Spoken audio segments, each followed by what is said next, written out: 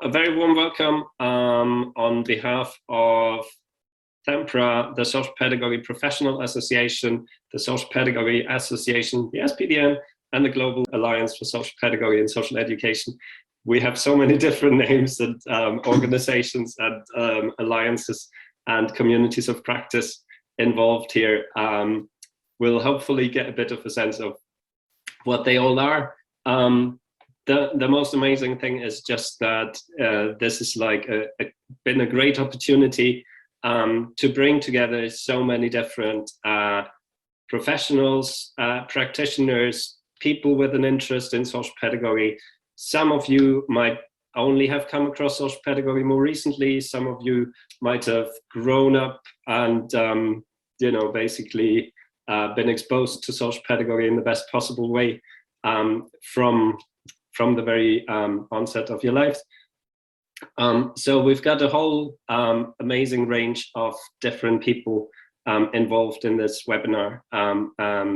So that is just brilliant, and hopefully we'll have more of an opportunity to learn with each other and from each other as we explore this.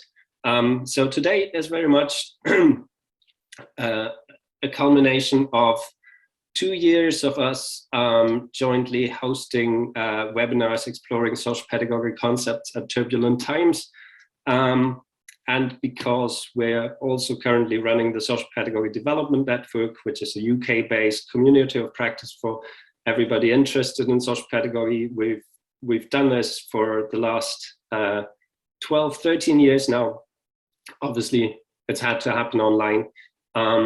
And then more recently, we've also been involved in efforts to set up a global alliance that involves a lot of representatives from different national associations and umbrella organizations for social pedagogy and social education, but also others that might be running journals or are involved in university degrees or just interested in social pedagogy. So we thought the great thing about the online space is that we can just open it up to anybody who's interested in joining us. So very, very warm welcome to you all. It's amazing to have you here. Today's session is very much hopefully designed to give us a bit of a flavor of what does social pedagogy look like and feel like in practice. And I think one of the things we've found very often is that it's the kind of little examples of what people do on an everyday basis that is true magic, and that kind of really represents the principles and the thoughtfulness and the valuing approach that characterizes social pedagogy, whether that's in Slovenia or in Germany or Denmark or the Czech Republic or Bosnia and Herzegovina or Portugal or Brazil or anywhere else. There's something that all of those many different diverse approaches to social pedagogy have in common. And that is very much that understanding that we start with a positive view of human beings. Okay, so that's what's very much at the heart of these. So I'm really delighted that we'll be hearing from examples from the UK, from Greece, Bosnia and Herzegovina, and Slovenia as well. We'll have a little group activity, and then we'll have more of an opportunity to hear more about your examples as well, and to kind of explore different areas of social pedagogical practice and how these connect to the diamond model, and to kind of try and make connections as we go through the webinar as well. Okay, so I hope you're here for that aim. And that brings me right to the heart of what we want to explore, which is this notion that every person, every community has inherent potential and possibilities, and that as social pedagogues, as social educators, or as any other professionals working from a social pedagogical perspective, we need to make that the starting point. We need to look for what's rich and alive in people, the potential they have, the person or the community they can become, and we need to explore what we can do to create the environment the conditions for people to thrive, and to help bring out that diamond. Yeah, that diamond isn't always obvious, of course. Otherwise, this would be an easy thing to do. So it's all about what can we actually do to kind of look for the diamond in another person, to use that metaphor. And what we've seen so far from social pedagogical practice is that amazing things happen when practitioners are able to kind of really connect with that side in human beings. Amazing things happen both for the individuals or families or communities they support, but also it's incredibly rewarding for us as practitioners as well. So I'm really delighted to have a few examples that we've come across that we wanted to share with you, that kind of really bring that out. And I'd like to just invite Sledge Bova, who is a social worker with Blackburn Council, to give a little example of that. So Sledge, I will just spotlight you so that everybody can see you. Welcome, and thanks for offering to share your example. Yeah, thanks, Gabriel, and good morning or good afternoon or evening. I don't know where you're from or where you are at the moment. So I'm just going to talk about my quick example that I would like to share with you. So I participated in this seminar where we're exploring advocacy in practice. So I'm a student at the same time. So I'm a social pedagogy master's student at the same time. So we're having this seminar session. Now, in that session, we were talking, like I said, exploring advocacy. I happened to ask that question that, so how can I be social pedagogical in my practice when doing or engaging people who need advocacy services? So we started talking about other cases that were there, but it happened that I had a best interest meeting aligned for the following day. So I planned a best interest meeting. The background of this is that there's an individual, obviously in service, that I cannot say the name of us for confidentiality purposes. I'd gone out, seen this person was in a care home. This person lacked capacity, so I'd done my mental capacity assessment, and she deemed lack capacity. Now, so if somebody lacks capacity, the process that we plan a best interest meeting. Now, this person didn't have any relatives, didn't have any close neighbors or friends, so she needed a representation from the mental capacity people. So it's called an IMCA person. So the mental capacity assessment, Mental Capacity Act says if somebody lacks capacity, they need representation. So I had to involve an IMCA, who is an advocate, a representative advocate for that person. So we planned this best interest meeting with the IMCA, the care home, because this person was at what we call a discharge pathway. So it was a 4-week period, which was coming to an end. So we're exploring now accommodation post this period. Where will she go post this D2A period? Now, so I planned the meeting with the IMCA, the care home, and this meeting was going to be done over the phone.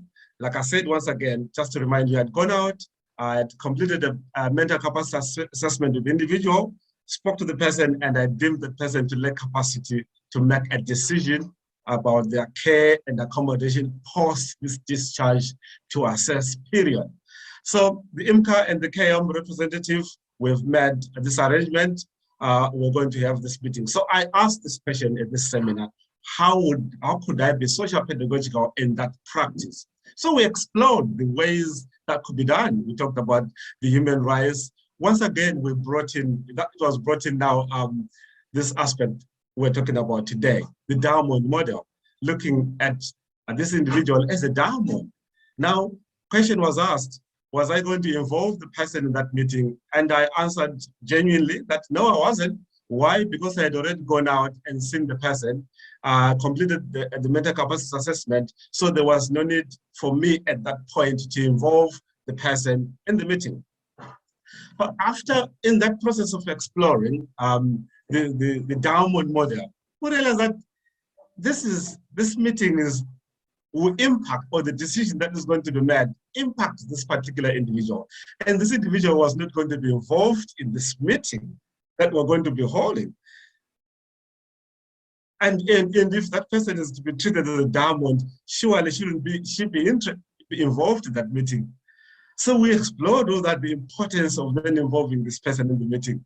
Like I said, once again, at that point, I had not seen anything wrong. I'd gone out, met the person face to face, they didn't have any capacity, they had cognitive impairments. So they were, in my eyes, maybe not going to be able to participate in the meeting. But once again, coming back to a diamond model. So having explored all that, why is so important to involve the individual in the meeting? I made a decision. I remember it was an evening. So I made a decision that the following day I would have to either reschedule this meeting to ensure that this person participated in the meeting. Yes, you may not be able to understand and follow the process, but it's her meeting.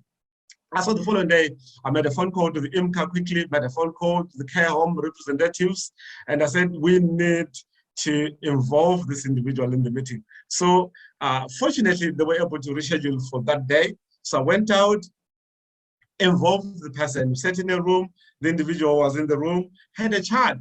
It was so nice to see that individual looking at the faces around the room. Yes, clearly they could struggle they were not following the meeting, but to see the individual who could ask the question, at times, the individual would nod, whether they were following or not. And the decisions were genuine because we are talking about somebody in the room. If I had done that, if the meeting had been done on the phone, as another case, but this individual is in the room. Yes, they're lacking capacity once again, but we're making a decision. So it was a totally different experience. The decision that we reached, we could have reached the same decision, but the way we held the meeting was totally different. It so impacted the way I do my meetings going forward.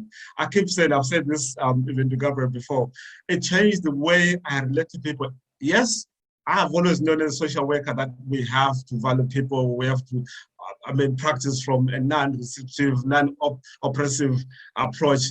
But I had not realized that despite whatever you've done, this is about the individual. They are a diamond. They have to be involved in the everyday. So I learned a lot. So I thought this is an example that I was sharing, something that happened in the real life that I had done. That I had, without the diamond model, I wouldn't have realized the importance of really involving people despite everything else and anything that I had done in the past. So thank you so much.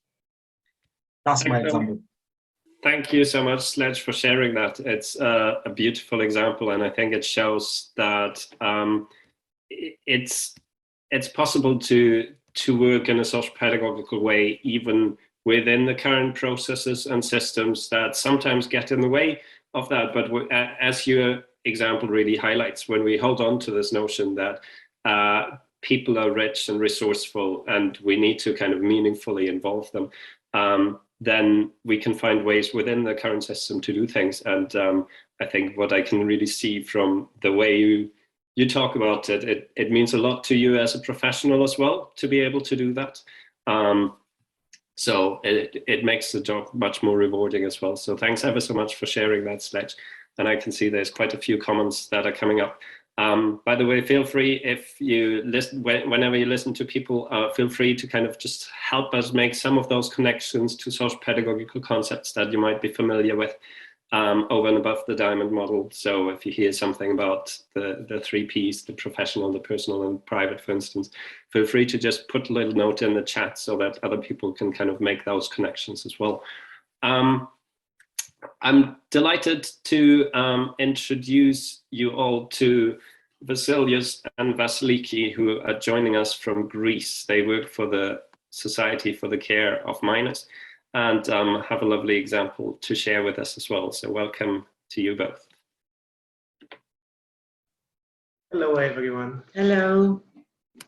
The Society for the Care of Minors and Youth is a philanthropic association with nearly 100 years of life, and they have been always working with children in need. For the last 20 years, they are offering shelter to unaccompanied children coming from a refugee background. we will share one of our latest stories, case studies with one of our kids. I will not speak, I will only act as an interpreter. Vasiliki will present her case. Okay, just to mention that we are implementing social pedagogy into our practice. The diamond model and common threads are part of our standard operating procedures. And I think that we have already developed a common language within our practitioners. So the floor is to Vasiliki. Γεια σε όλους. Θα μιλήσουμε για έναν έφηβο, ο οποίος φιλοξενήθηκε στον ξενώνα του ΣΜΑΝ για 7 μήνες. Hello everyone. We will talk about an adolescent who has been hosted into one of our shelters for the last 7 months. Αυτός ο έφηβος ήρθε από τα σύνορα και οι πρώτες πληροφορίες που πήραμε από την υπεύθυνη κοινωνική λειτουργό ήταν σε σχέση με την ευαλωτότητά του, καθώς αυτός ο έφηβος βιολογικά γεννήθηκε αγόρι, αλλά ήθελε να ξεκινήσει μια διαδικασία ορμονοθεραπείας. This placement request, this adolescent came from the borders of Greece, and the initial information that we had from the Refugee and Identification Center, from the social worker who was working the case, was that he was a boy having an hormone therapy, gender therapy, and he was... Ότι βιολογικά, αλλά ήθελε να φύγει χωρίς. Biologically he was a boy, but she wanted to be a girl.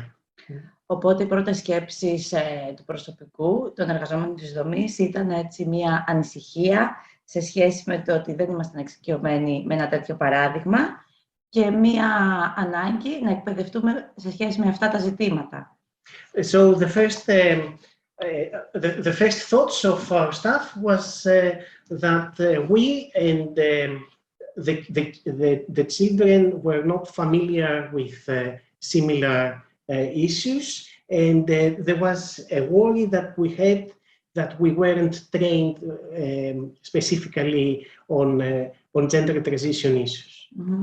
Η πρώτη εικόνα, όταν ήρθε λοιπόν στο ξενώνα, ήταν ένα αγόρι, το οποίο φαινόταν αρκετά συναισθαλμένο, ήταν πολύ συνεργάσιμο και είχε ιδιαίτερη κλίση στη ζωγραφική.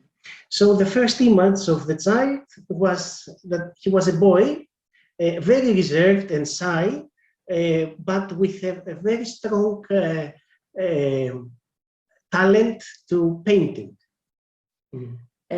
Βλέποντας λοιπόν το ταλέντο του στη ζωγραφική, ξεκινήσαμε τη συνεργασία μας με μία εθελόντρια του ξενώνα, με την οποία ξεκίνησε μία δραστηριότητα, η αφήγηση μέσα από σύμβολα, δηλαδή ένα παραμύθι χωρίς λέξεις.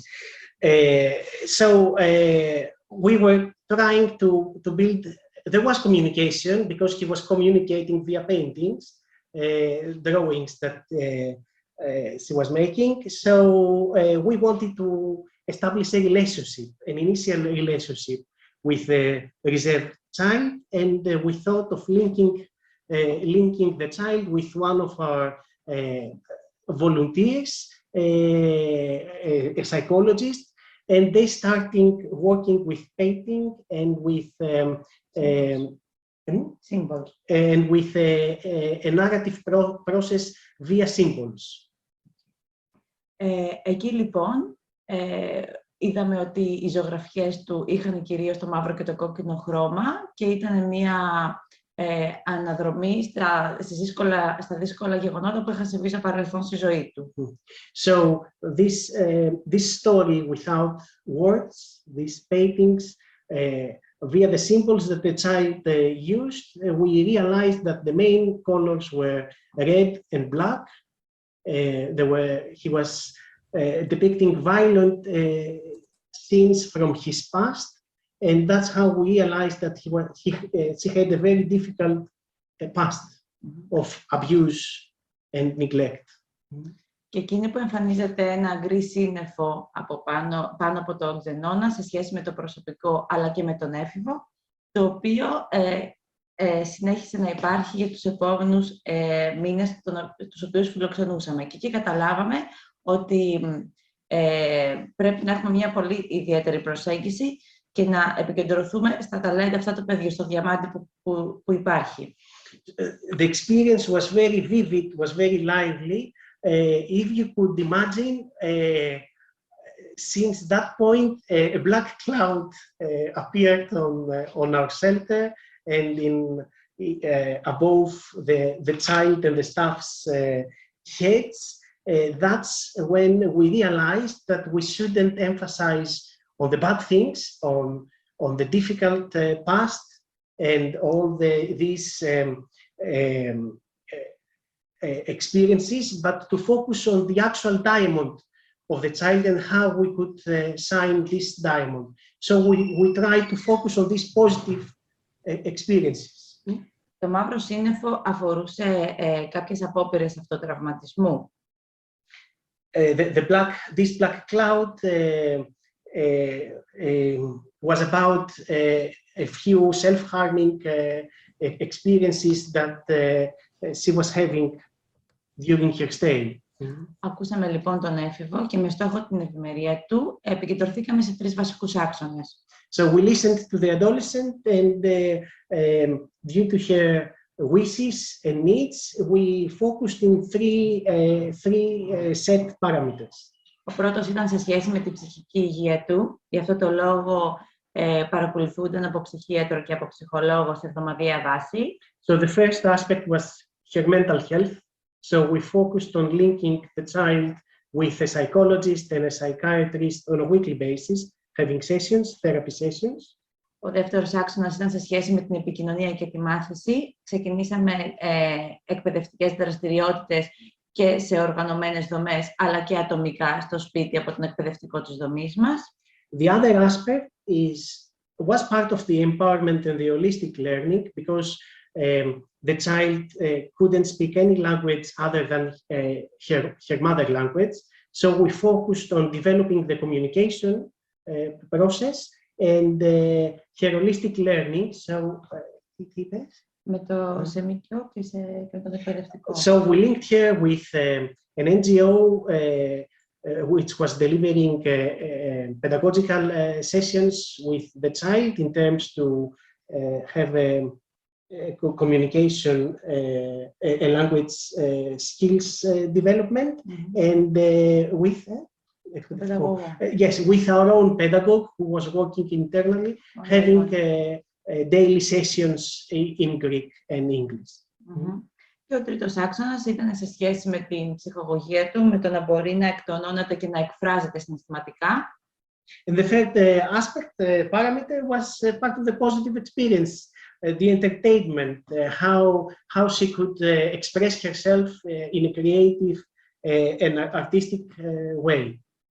Και εκεί, μετά από συνεργασία με τους εθελοντές, αλλά και με οργανώσεις εξωτερικές, we encouraged a lot of connections with volunteers and other NGOs working on the field. Και ξεκίνησαν δραστηριότητες σε σχέση με την κολύμβηση, τη γιόγκα και την κυπουρική. And she started a few activities focusing in yoga lessons, gardening sessions, and swimming and swimming lessons. Κατά τη διάρκεια, στο χρονικό αυτό διάστημα, το μαύρο σύννεφο συνέχιζε να υπάρχει. Υπήρχαν καλές και κακές μέρες. The cloud was still there. There were a few good days and a few bad days.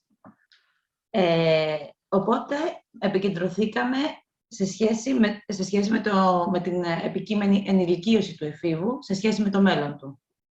And that was the point that we focused on her future to adulthood, because most of the services of the refugee children, as it might happen in other countries, they stop at the age of 18 once they get adults. Εκεί αντιμετωπίσαμε κάποιες δυσκολίες, βρήκαμε κάποια εμπόδια. So that was the point that we encountered a few obstacles. Θεωρήσαμε πάρα πολύ σημαντικό να επικεντρωθούμε στην κοινωνικοποίησή του, γι' αυτό απευθυνθήκαμε στο εμάντες. We thought together with the child that it was very important to focus on her socialization, and that was the point that we approached Emantes, an NGO.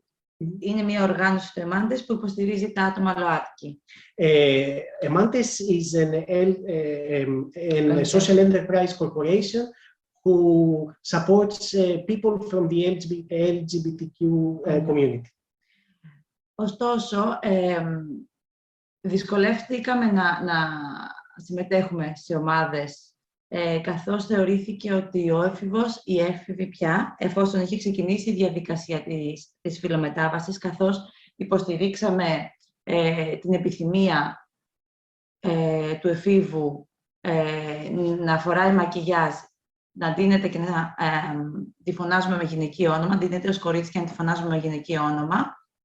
The child developed her identity. She started to, she asked us to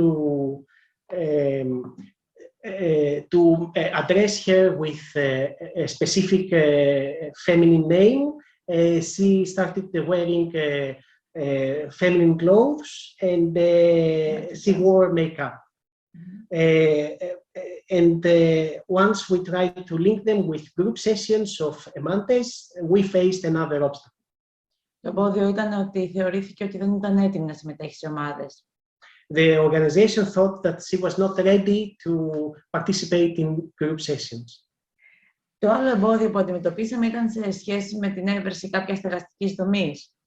The other aspect is that the other obstacle was finding an accommodation place within the urban environment, because most of the kids who grow into the age of 18, they are returned back to refugee camps, and this was not a choice for us. We didn't want that. Αρχικά απευθυνθήκαμε σε μια δημόσια υπηρεσία και αυτό μας είχαν ενημερώσει ότι θα υπάρχει μια μεγάλη καθυστέρηση, οπότε στο διάστημα αυτό απευθυνθήκαμε και σε ακόμα 3 ιδιωτικές, μη κυβερνητικές οργανώσεις.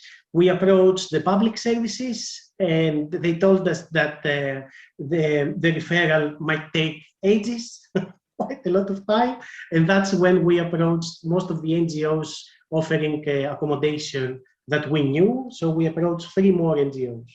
Όλες οι οργανώσεις μας απάντησαν ότι δεν ικανοποιούσε τα κριτήρια για να μπορεί να μπει σε κάποιο σπίτι, σε κάποιο διαμέρισμα. There was a common answer from all of them that she couldn't meet their eligibility criteria. Έτσι λοιπόν, απευθυνθήκαμε στο Υπουργείο, στείλαμε μια επιστολή στην οποία περιγράφαμε το προφίλ του παιδιού και τις κινήσεις τις οποίες έχουμε κάνει.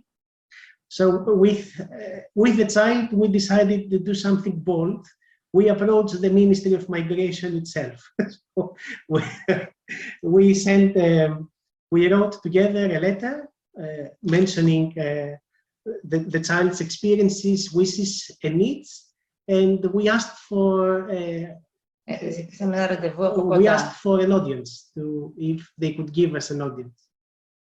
Με μεγάλη μας χαρά, το αίτημα μας έγινε αποδεκτό, πραγματοποιήθηκε αυτή η συνάντηση και βρέθηκε διαμέρισμα. It was very unexpected, but because it was a request that happened very boldly, they accepted to see us, and they offered her a replacement. Αυτό το που συνέβη μετά ήταν ότι εξακολουθεί να υπάρχει μία σύνδεση με το ΣΜΑΝ. She moved to her apartment now. The cloud is not there anymore. We still have a connection with her, just because we are still a safe place for her. Έχουμε εβδομαδιαία επικοινωνία με την ομάδα την οποία την παρακολουθεί. On a weekly basis, we have a regular communication with the team that supports her. Ο εκπαιδευτικός της δομής την επισκέπτεται εβδομαδιαία και δουλεύουν πάνω σε εκμάθηση δεξιοτήτων καθημερινής ζωής. Our pedagogue on a weekly basis still meets her working on life skills, on daily issues. Και ο ΣΜΑΝ την υποστηρίζει οικονομικά ακόμα και σήμερα. And our society, because she doesn't receive any allowances yet, we still support her financially. Θέλω να κλείσω με αυτό που αισθανόμαστε ως ανταμοιβή σε σχέση με όλα αυτά που κάνουμε. I would like to conclude with what we regard as a reward for what we are doing as a society. Ήταν με τον τρόπο που ξεκίνησαν όλα, μέσα από μια ζωγραφιά. We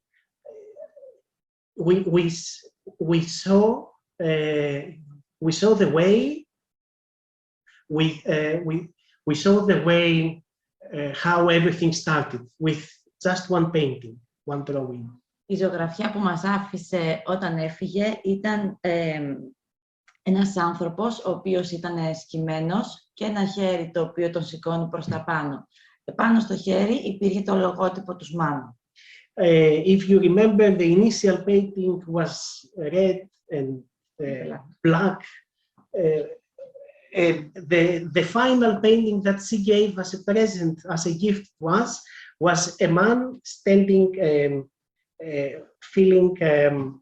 standing low on the ground, and a hand lifting the man from the ground. On the hand, there was a tattoo of the logo of our association. Σας ευχαριστούμε πολύ για τον χρόνο σας. Είμαστε διαθέσιμοι για ερωτήσεις. We thank you for your time. We believe that the sign of the diamond shines on everyone around the diamond. So once you sign a diamond, this has a bilateral effect in everyone. Thank you very much for your time. We are open to questions. Thank you very much, Vasiliki and Vasilios. That was a beautiful example. And I mean, you know, at the best of times, I can imagine that you work under very challenging circumstances. So to support that kind of transition for that young man into a young woman as well, and to make it possible for her to actually find accommodation and to kind of really challenge the system and find your way to make this known at the highest possible level, just speaks to your devotion and your determination to really kind of, yeah, do what's right, even and do what's impossible almost. So thanks for sharing that. I really love that, you know, no matter what practice settings we might all be working in, and no matter what country we might all be working in, I really love that there's so much inspiration that we can take from these little examples, from these 10 minutes of just hearing something magical. And I also really love the way you kind of introduced this. Vasilios used to work in the UK, so is well familiar with the British context, and clearly you can see that concepts like the common third and the diamond model have kind of traveled across borders, and yeah, I think that's really lovely to see how you're kind of bringing them into a different cultural context and what happens then. So thanks ever so much. Thank you so much for sharing that, both of you. That was amazing. I'd like to hand over to Eldad Cherim, who is based in Bosnia and Herzegovina and has recently kind of joined the Global Alliance. So we're very curious to hear a little bit from an example that he's knowledgeable about from his context. So Elda, I'll hand over to you. Thank you, Gabriel. I would like to greet you all from Bosnia. Actually, I'm on vacation, but I decided to join you and speak for you today. I will just shortly introduce myself. I'm a teaching assistant to social pedagogues at the university, and I worked a little bit for a Center for Social Work for 1 year, and I had a lot of experiences, but I have chosen one or two institutions that we have that I believe that they have a really good ground to develop the realization of the social pedagogical concepts and the diamond model. So I would like to ask you all we have a kind of feud between social workers and social pedagogues. So if you have a feud also in your countries, in your practice, maybe you can share it later on. But in day-to-day practice, a lot of social pedagogical concepts are really in help when it comes to professionals. They do integrate them in the day-to-day practice, but they are not called that way. So we do not have like, when they say practitioners do not practice a diamond model or any social pedagogical, they do, but they are not named. So I will just introduce you to try to illustrate these two institutions that are actually working with people with special needs. First institution was actually a public institution, a government-owned institution, and I had the chance to spend one full working day in every institution. That's why I call those experiences. It was very familiar to me. For all the steps they took when they are actually working with those kind of people. And the second institution is actually an alliance between different NGOs that are gathered around the goal of integrating people with special needs into the local community. We have, like in Bosnia, we have a model, a revised and modified model deficit here when it comes to treating people with disabilities. As we all know, we have different kinds of model, the medicine model, deficit model, and also the social model.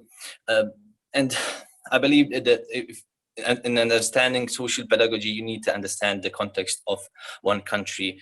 And when I said the first thing in the introduction, we are still a developing country. We still suffer the trauma that the 3 generations of people are suffering the trauma from the war that happened 25 years ago. So I believe we do have a lot of path, a lot of development in the way soon, but till this day, that we have some improvement. But also those improvements are highly challenged with the policies and the legislative here.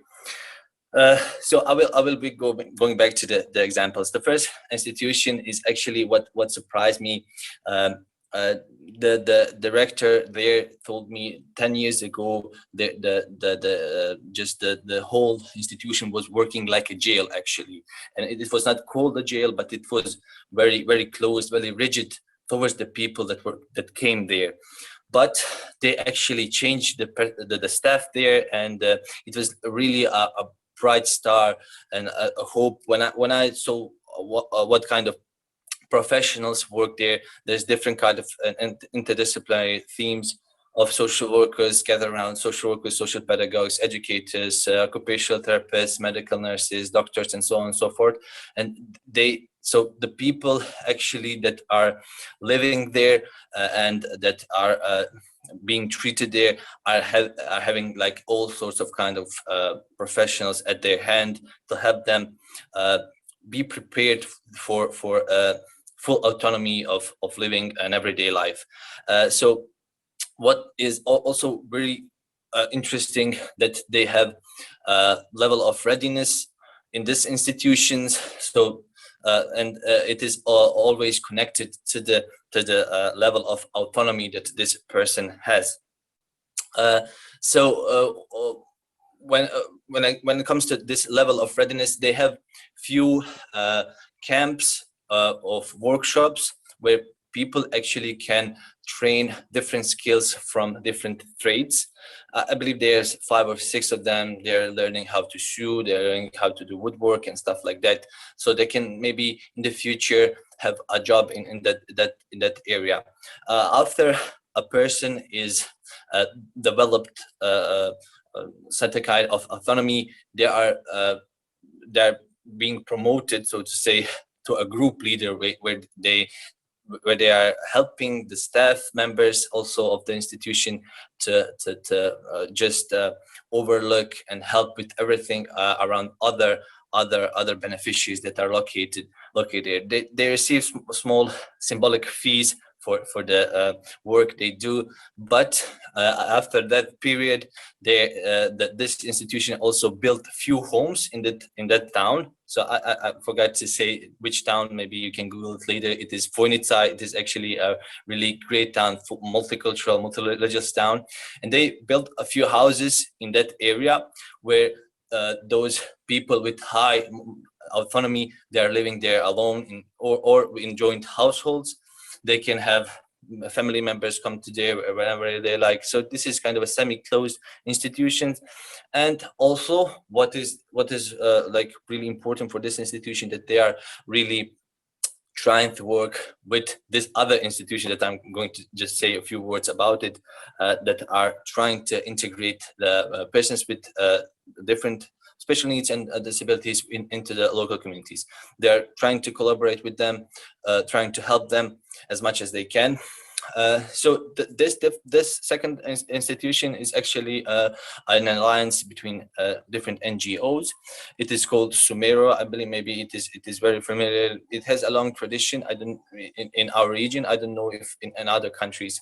But what they did actually, they took. They're trying to help people at the beginning. They were trying to help people with intellectual deficits or struggles, and they're trying to build joint households where they can live into the local communities. And at the beginning, this really emancipating idea was great. So they had the support of local community. They had different kinds of activities and different kinds of mechanisms that were helping this idea. But at the end, they were including more and more beneficiaries, and not just people with intellectual deficits, but also people with psychosis like schizophrenia and so on. On the other hand, they didn't have the personnel that was educated. So the assistants that were working with them 24/7, they were not social pedagogues, they were not social workers, they were just people who finished high school. So they didn't know anything special about this kind of how to treat a person with some challenge or disability or special need. So that's why I think why is important the professionalization, and why is important the interdisciplinary approach and the diamond model. Also, when it comes to it is important for the people who are working. They need actually to be from the profession. They cannot. It is something that is really necessary if things should work. So I believe this kind of illustrates just the when you talk about institutions, you always think, yeah, that those are rigid stuff. They are treating really badly people, but this kind of institution really surprised me. And on the other hand, we have this great emancipating idea of integrating people with special needs and disabilities in the local community. But when it's not followed enough, and it's not supported with the professions, this idea could actually just be a business query, so to say. I would like just to conclude my examples here, and yeah. So thanks very much, Elda. Those were two really insightful examples as well, and I think they really highlight. For me, the first example really highlights that helping discover the diamond is an ongoing kind of gradual process. And I like what you were talking about, the kind of longer term transition that they help people go through, because I think as you kind of become more aware of what is that person's potential, who could they be, what kind of support do they need to be able to, support others and so forth. That takes some time, particularly when you work with people whose lives are incredibly complex. And I think that's the other point that's worth highlighting, that none of this is necessarily simple. And I think it recognizes really that we work with people around complexity. People's lives are complex. The way that the issues affect them are multifaceted and therefore complex. So we need to be able to kind of have as many insights and experiences and approaches at our disposal to help us navigate that complexity with the people we're supporting, to try things out and to see what kind of difference does that make? Does that feel in accordance with our values, and what else can we do? And yeah, I agree that that requires the kind of professionalization that is still very strongly rooted in a clear sense of values and ethics. So thanks ever so much for sharing that. I'd like to introduce you now to Mania Golobid, who is a school social pedagogue in Slovenia, and she's also got a great example to share with us. She's been involved in the UK on Orkney Islands in the past as part of a pilot project there.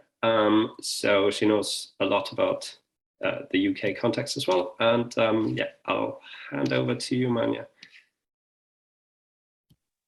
Hi, thank you. I'm actually quite inspired already by all the examples, so thank you. As Gabriel said, I'm a social pedagogue. I currently work in school. I have a dual role as a social pedagogue that supports children with emotional and behavioral difficulties, and I work as a school counselor as well. I wanted to introduce an example of tutoring. We had, there was a few years ago, there was quite a lot of immigrant children that kind of moved to Slovenia, couldn't speak the language, were new in the environment. So I've decided to start a tutoring program. And I'll just quickly kind of introduce, and then I want to actually focus on one particular child. But basically, the way I've facilitated that, I kind of did first an inquiry who would be interested in being a tutor. And then I did a bit of like a training for tutors. I didn't want to just leave the children to kind of fend for themselves and just kind of, you know, here you have this child and you need to help them. So I facilitated a few workshops for kids to kind of help them understand what this is about, where the children that come from different countries are coming from, not just the country, but, you know, also how they feel and what they're kind of facing now. Yeah, and then we started with the program, which was a little bit different. I kind of divided the groups for the older children, so they had a bit more emphasis on conversation and the language, and kind of a bit more, you know, a bit more kind of teenage stuff. We were trying to get them socially involved a bit.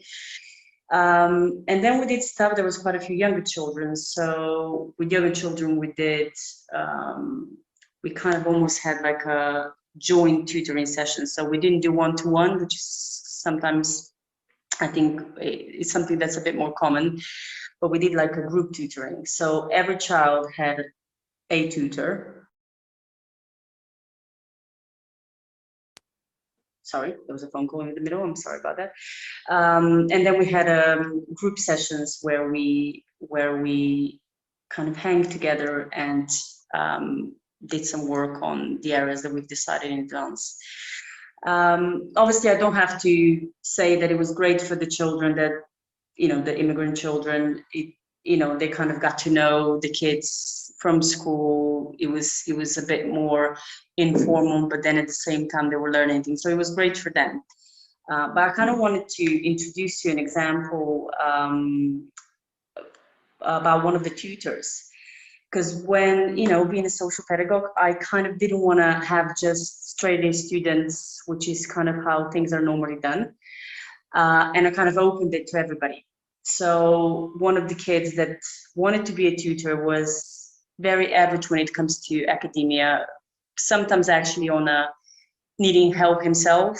He was also at times behaviorally challenging, was a second generation immigrant himself.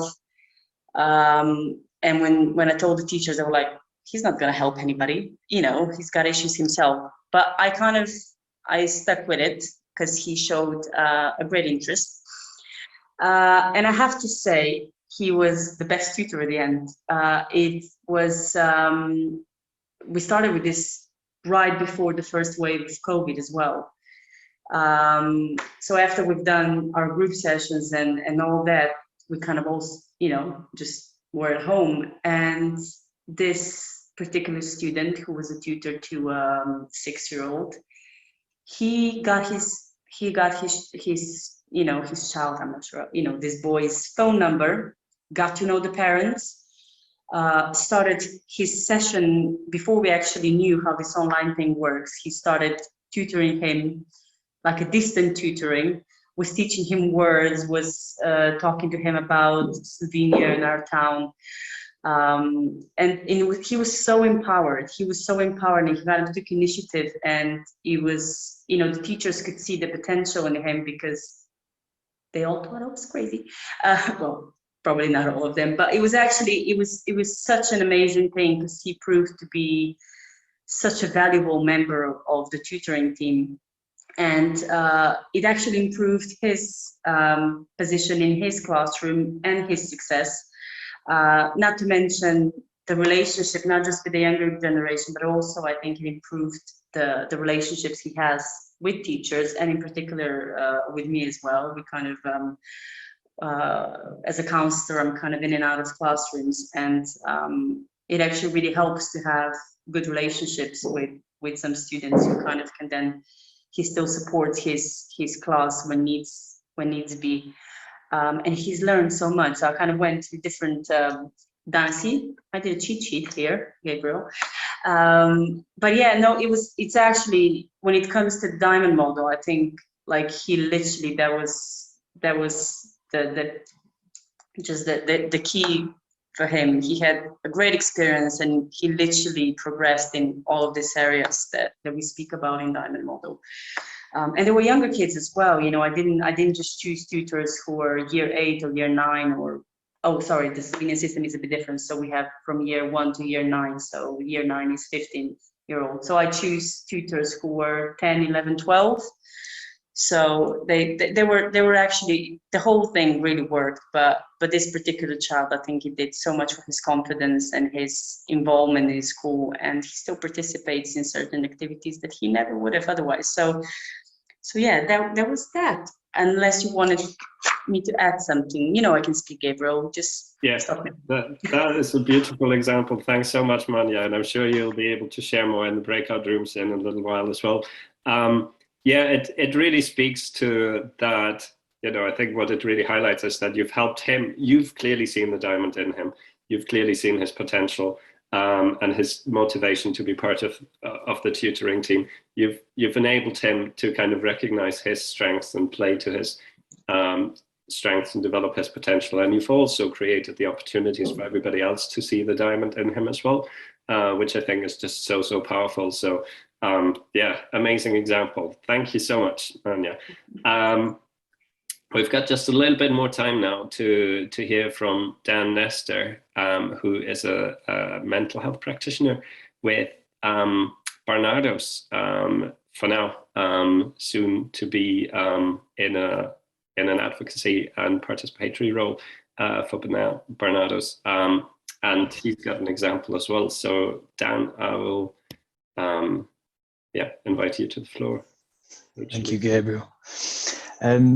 So as Gabriel said, I'm a mental health practitioner for Barnardo's. What my role is that I support students in secondary schools in part of England on both a one-to-one and group basis.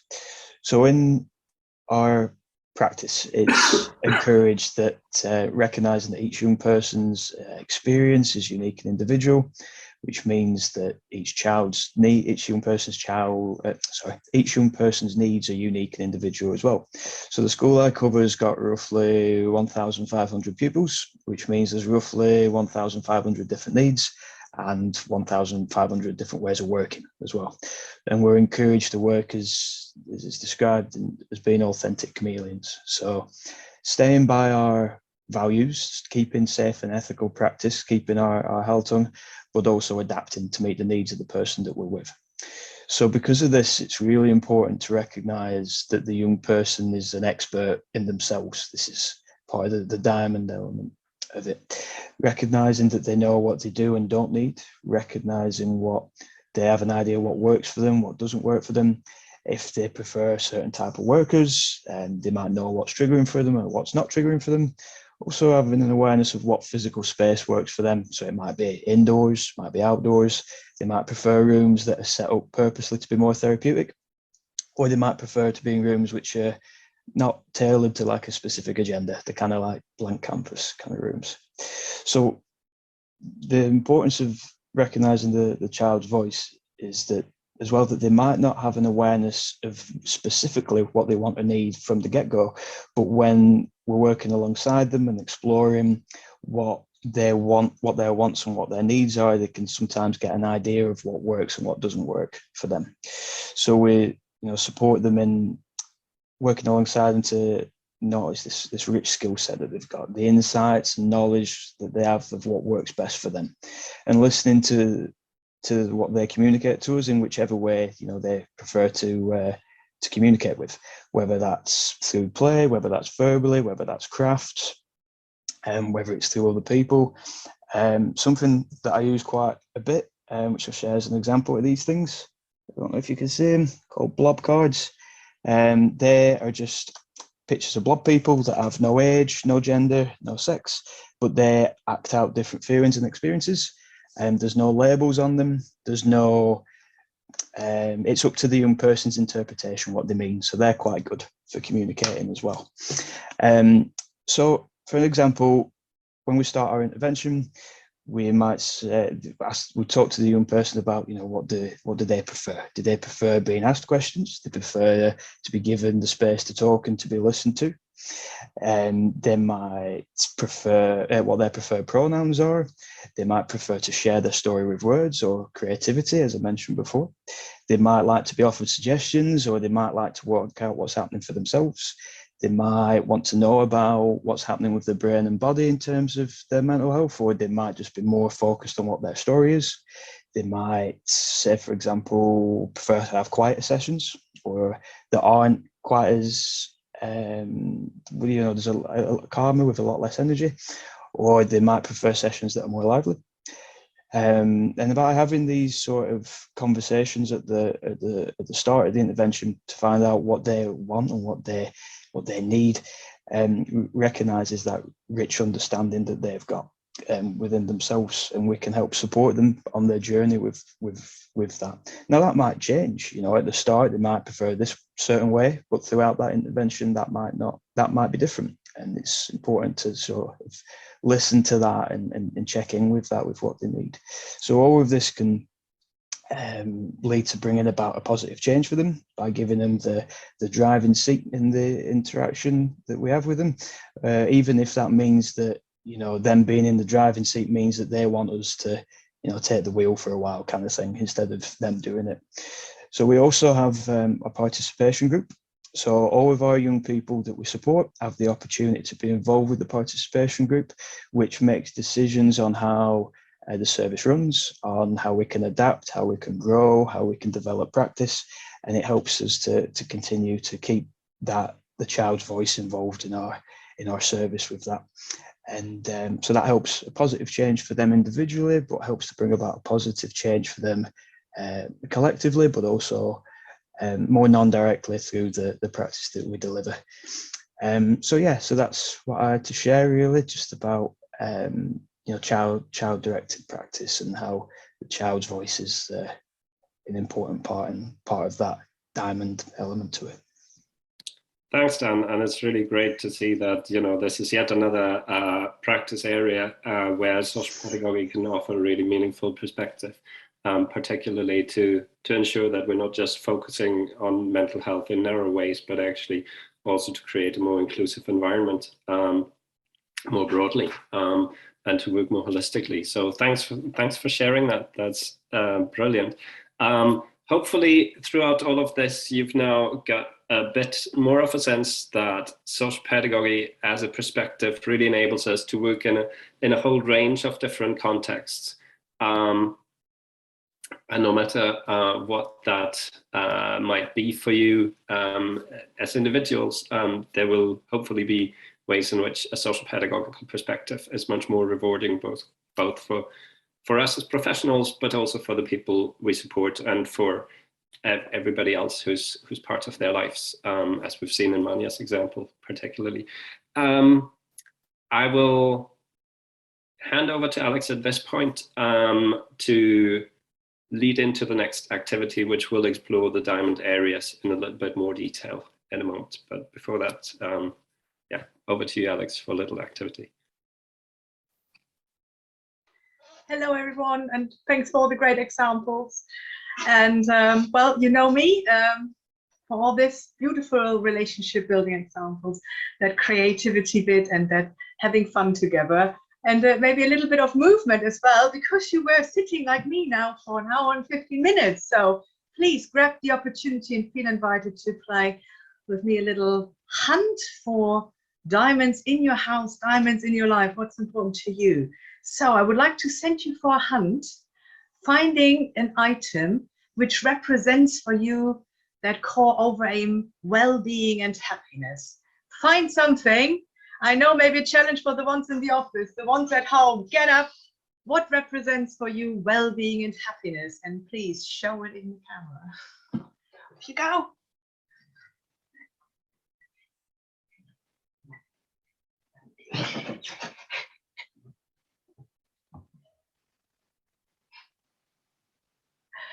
Yes, if you don't want to only see now Gabriel's room, then please switch on to gallery view. Then you can see what others have found. What is well-being? Oh, Sue, plant, flowers, beautiful. Oh, Elder, wonderful. Children, hello. Fantastic. Coffee. Is that coffee, Rebecca? Yes. Taking care. Okay, and lots of plants and reading and creativity, pens. No. Then, have I made the right assumption? Yeah, it was hard to find anything. I think that's a really important part as well. And a few balls and toys and cuddlies. Amazing. And I can see Elder's baby and Genia's doggy. Brilliant.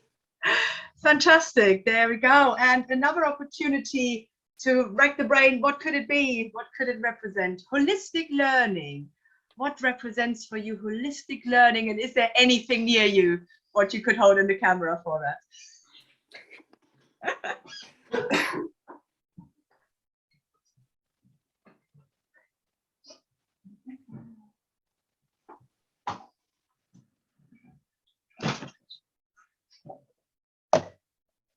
What have you got? What have you found? Robin, what's that? And why? It's a feather duster, partly because it's really sensory. So for me, holistic learning engages all our senses, and this is just one, which is rather nice, which I do like this. When my thing is on, my video is off. That's what I might be doing. Thank you. What else is there? What is that, Frank? You're mute. What others got? Have a look, check the other screen. And remember, gallery view. This is, that is a dial before. And when I finished it, that's what it looks like afterwards. And these are dials off what they call English dial clocks. You know, clocks that you might see in railway stations or schools or offices. And there's a great deal of, I get a great deal of pleasure and satisfaction from turning that into that. Better, a lot of learning and skills as well. Thanks for sharing, Frank. It is. Lovely. What have others? CDs, hats, Dana, lots of hats. Holistic learning. I am inspired by the 6 thinking hats, which involves facts and feelings and negative and positive things and creativity and everything together. Wow, well done. great for having these resources there as well. Thank you for sharing. So good. And would love to hear all your examples. You know me, I would love now to dive down in understanding all your thinking behind it, but I have another challenge. Could you find me something now representing relationships for you? In your house, near you, what is important about thinking of relationships? What could represent that? Off you go.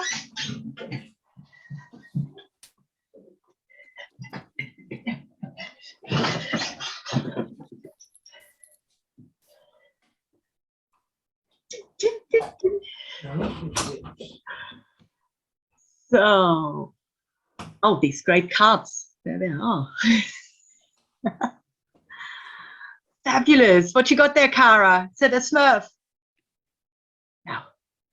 No, it's one of the dwarves. It's one of the dwarves. It's Dopey, actually. It's Dopey Dwarf. I've had him for 100,000 years, and I wanted to get rid of him years ago, and my daughter wouldn't let me because Dopey has always been welcomed in the family no matter what. All the other dwarves got eaten by a dog. Dopey did not. And she said, it doesn't matter if Dopey doesn't have his family or if he doesn't fit in anymore. The dwarves accepted him when he didn't quite fit right, so we have to also. So here he is, our relationships. Thanks so for sharing, Cara. It's brilliant. Love it, Sue. Did you drag just one of your colleagues into the screen? Mute. Can't hear you. Can't hear you. Just to quote someone from early on, learning from those we work with is integral to social pedagogy. So very much my colleague. Also, we couldn't think of anything, so it was a kind of easy option. Sorry. Brilliant. Thank you all. And there are more things which interest me, but there's pressing on time. Beautiful. Thank you all for sharing and making an effort. One last round. And what is it? That's a tricky one. Empowerment. Or maybe not tricky at all for some. So what represents empowerment around you? What empowers you? Again, off you go.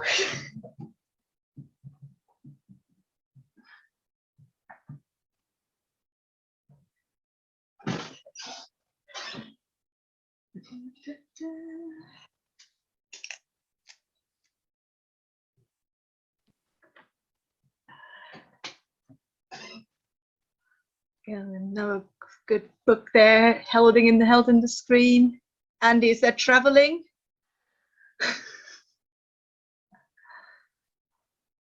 Doing things. Martin. Pardon? Martin's juggling. Look at him. Yes.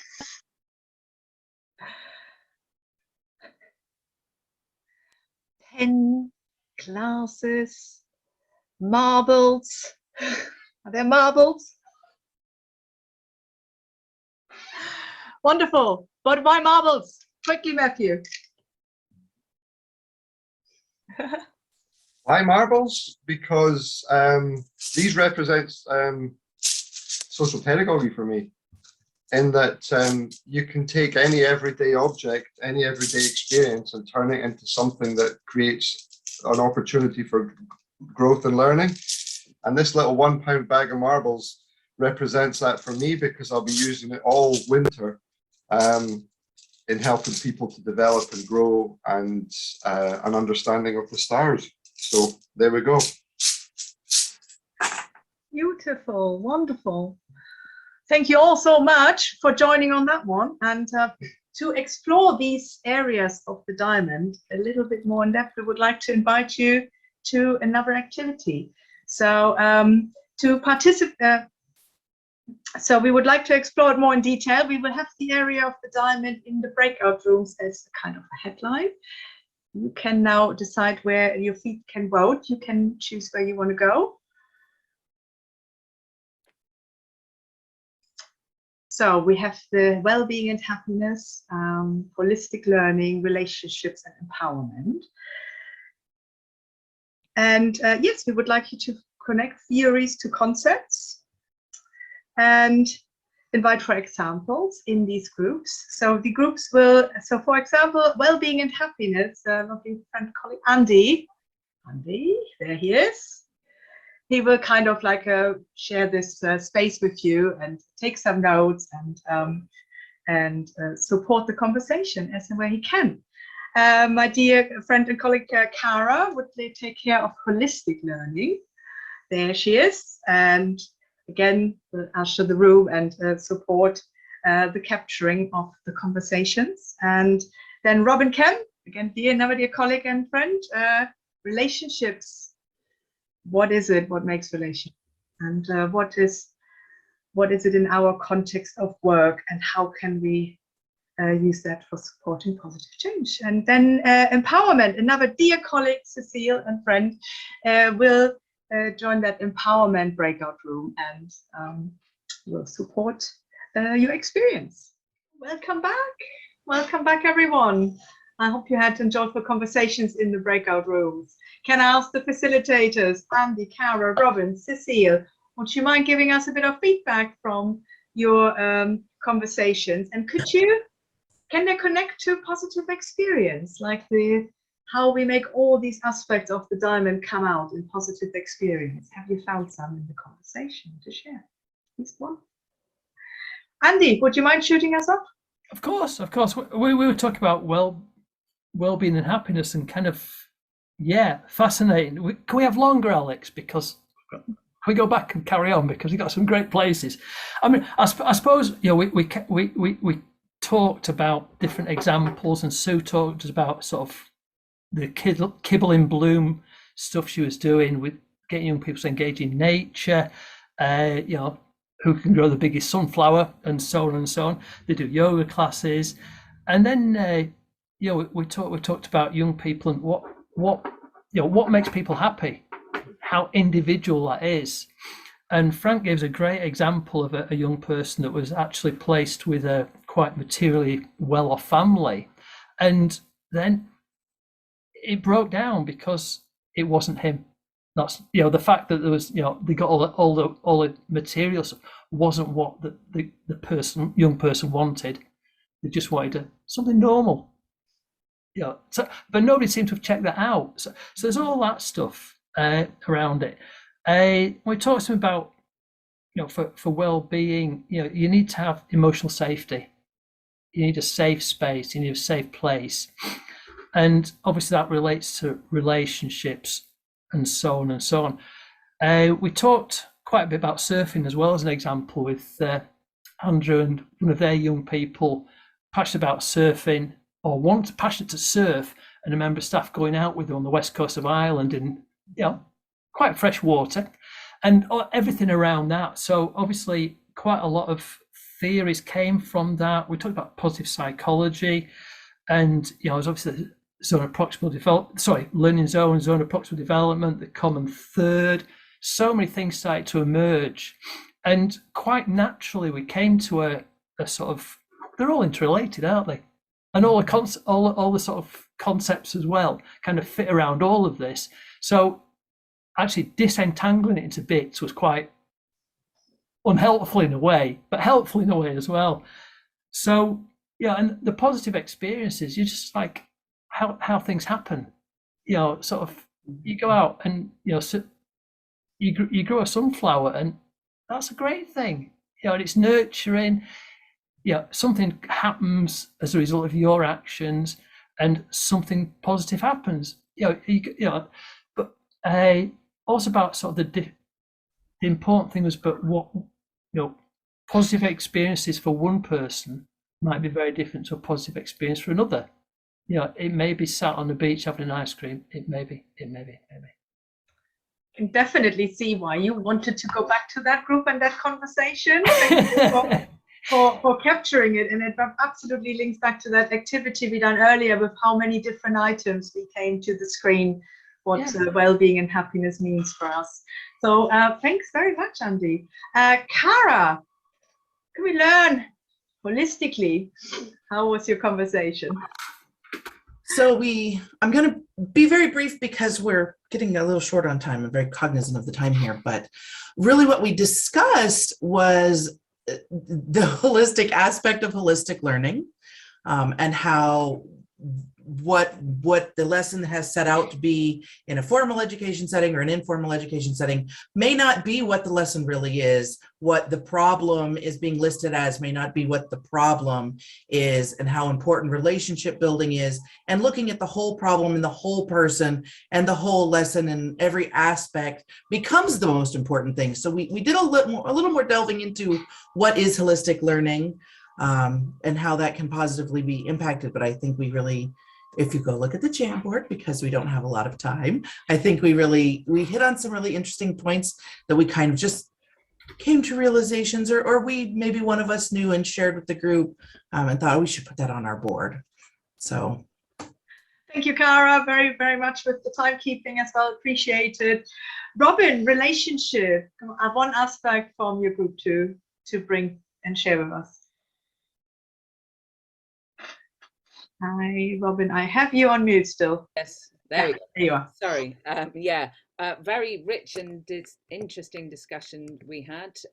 Very difficult to hone in on one example, but I think one example that brings all of these together is just a little one from Greg about the idea of a children's meeting, a residents' meeting, left one of their young people absolutely cold because of previous experience. So there was a lot around actually when we connect with people and we really understand their experience, we can adjust the way that we have relationships with people to accommodate what it is that's really important for them.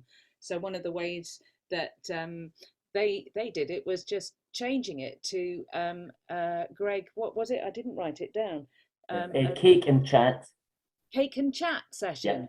Yeah. Yeah. So just using metaphor, adjusting our language, being really aware of specific contexts that young people or adults are in, and figuring out our own kind of personal boundaries. So the 3 Ps came up strongly, as did the common third and reflection implied throughout. But connections, relationships, one of the things that we kind of looked at was that we are not just concerned with the individual relationship that we have with our clients, but also facilitating their relationships in their wider network is a really important aspect of social pedagogical practice. Awesome, thank you very much, Robin, and a great example, Craig, how the shift, the small shifts, and how impactful they can be when we know what our clients, young people, whoever, people we care for want. Cecile, can you round us off with empowerment and one aspect from your conversation? Yeah, I think the gist of it is that a lot of the examples we came up with as empowering were basically kind of shoving aside the traditional participation thing like school councils or children in cares council, because actually whose agenda is it? And kind of thinking critically about this person and actually how can we make sure that what's important to them is the thing that is being spoken about, and how easily it's shifted back to kind of much more organizational agenda and all those things. So I think the little positive bits, they are tiny, tiny, tiny, tiny, but they are so important there. Yes, and this thing being critical, always thinking, how does it feel for that person? Are they really feeling empowered, or is it just my own power that kind of is being given, and just knowing what to do? So yeah. Yeah, lovely. Great, thank you very much, Cecile, and thank you for everybody's contribution. As Cara said, Jamboards, and I'm sure Gabriel will send the necessary stuff around for you to have another read on the other groups. And yeah, I think for me, definitely the most important aspect for me as well from the activity, how different we all are, how complex, how quickly I might make assumption of an item what you brought to the screen, but actually then really finding out what somebody means with the marbles, and or a plant, and making then that using that for relationships with the people we care for, and how important that is on all of these aspects to do this in the doing. Of course, conversations are so important, but I hear as well, let's do things together. A lot of common third stuff. Thank you so much. Back to you guys. Thanks. That links us nicely into the last part around, yeah, let's keep doing things together, really. Let's stay connected. It's been amazing to see so many of you who I think are connected with us for the first time today, or may have only just started to rejoin.